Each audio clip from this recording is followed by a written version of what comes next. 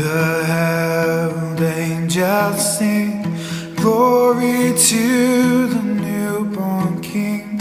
Peace on earth and mercy mild, God and sinners reconciled.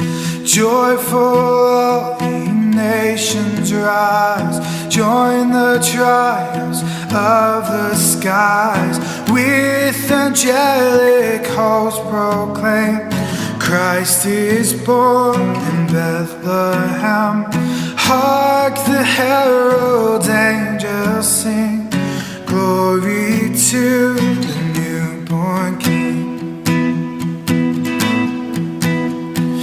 Christ by highest heaven adored, Christ the everlasting Lord. Late in time behold him come, offspring of a virgin sweet. Veiled in flesh the Godhead see, hail the incarnate deity. Pleased as man with man to dwell, Jesus our Emmanuel. Hark the herald angels sing, glory to the newborn King.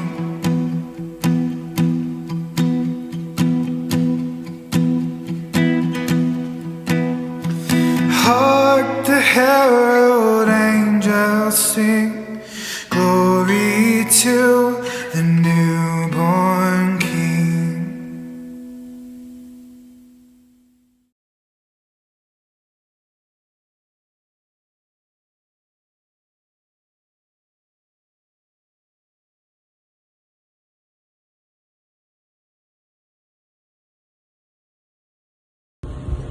Magandang umaga po sa inyong lahat at patuloy po tayo sa ating prayer covenant at patuloy na nagpapalakasan at ito po ang hangarin ng Panginoon na patuloy ipahayag natin ang kaligayahan, kagalakan, pag-asa at patuloy na pagmamahalan sa bawat isa sa darating na Pasko.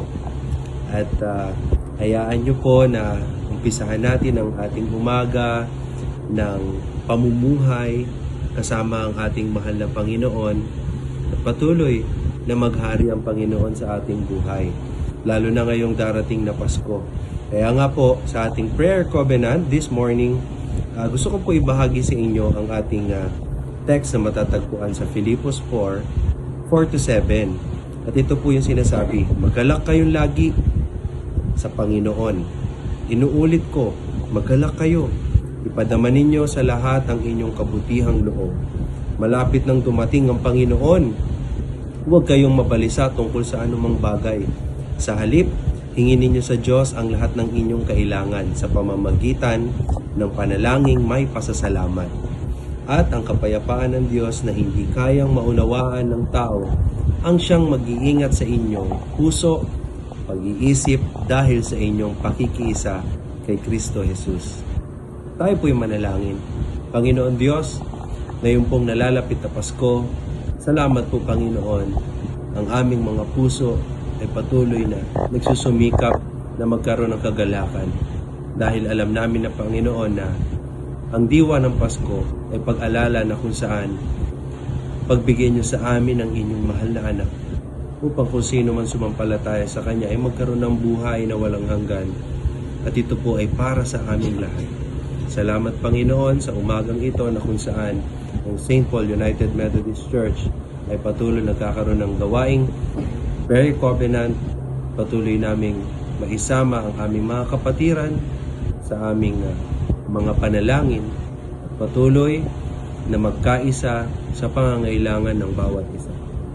Samahan niyo po kami, Panginoon, sa aming pagbubulay, sa aming panalangin. Kayo po nawa ang maghari sa aming buhay at ikaw ang makita sa aming mga kilos at gawa. Sa pangalan ni Jesus, Amen. Mga kapatid, ang title po ng ating text na ibinigay sa atin ngayon ay about Filipos 4:4-7 at pinamagatan ko po itong ang kapayapaan ng Diyos sa diwa ng Pasko. Kaya mga minamahal kong kapatid, ang unang bahagi na gustong ipakita po dito sa text na ito ay ang kaligayahan sa Pasko. Ang Pasko ay panahon ng kaligayahan at pagdiriwang. Ngunit, paano makakahanap ng tunay na kaligayahan sa gitna ng pagsubok at kahirapan?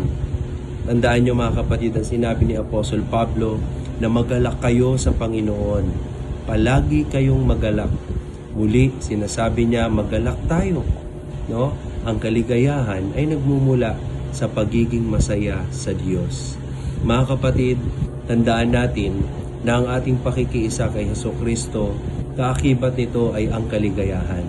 Kaya nga ayon ng Panginoon na nakikita tayong nagiging malungkot sa gitna ng kapighatian, maging masaya tayo sa kapighatian dahil sa ating mga pagsubok na alala nating lumapit sa Panginoon. At kung walang pagsubok ay hindi tayo patuloy na lumalapit kay Lord. Kaya mga kapatid, gamitin natin ang panalangin, gamitin natin ang kaligayahan para ipakita sa Panginoon na ang diwa ng Pasko ay kaligayahan sa bawat isa. Maging daan tayo ng kaligayahan sa ating mga kapatiran at maging daan tayo ng busilak ng puso na punong-puno ng kaligayahan na kung saan sa atin makikita, sa atin mararamdaman ang tunay na diwa ng Pasko. Pangalawa, ang pagdarasal at pagtitiwala sa Pasko. Ano ang gagawin natin sa mga panahon ng kahirapan at pagsubok sa Pasko? Sabi ni San Pablo, mga kapatid, huwag mag-alala sa anumang bagay. No?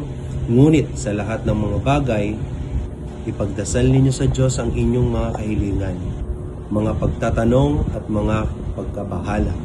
Kaya nga mga kapatid, bilang isang Kristiyano, napakasarap sa ating mga puso na meron tayong Diyos na inaasahan. Sabi nga sa Filipos 4:6, ang pagdarasal ay nagbibigay ng kapayapaan sa ating mga puso. Pangatlong bahagi, ang kapayapaan ng Diyos sa Pasko. Paano makakahanap ng kapayapaan ng isang tao sa Pasko?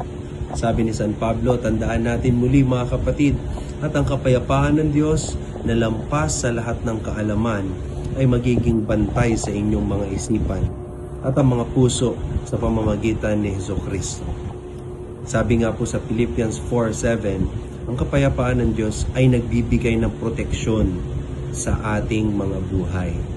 No, mga kapatid, marami tayong alalahanin, marami tayong pagsubok, pinagdaraanan, ngunit ang kapayapaan ng Diyos ay nagbibigay ng proteksyon sa ating mga buhay.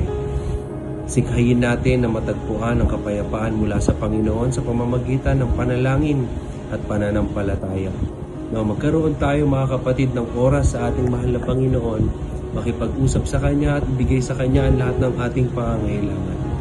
Kaya nga mga kapatid, patuloy tayong maggalak sa Diyos, huwag tayong mag-alala, pagdasal natin ang lahat ng bagay at ang kapayapaan ng Diyos ay nagbibigay ng proteksyon sa bawat oras ng ating buhay. Kaya mga kapatid, mga minamahal ko, ang kapayapaan ng Diyos ay nagbibigay ng proteksyon sa ating buhay. Kaya magalak tayo sa Diyos palagi, huwag mag-alala. Anumang mga pagsubok, anuman ang kaligayahan, pag-aalala, alisin natin ang ating pag-aalala. Sa darating na Pasko, tayo ay magdiriwang ng kapanganakan ni Jesucristo, ang ating tagapagligtas. Tayo po'y manalangin. Panginoon Diyos, tulungan niyo po kami na maghanap ng kapayapaan sa Pasko. Bigyan kami ng lakas at pagpapatawad upang magalak sa iyo palagi. Sa matamis na pangalan ni Jesus. Amen.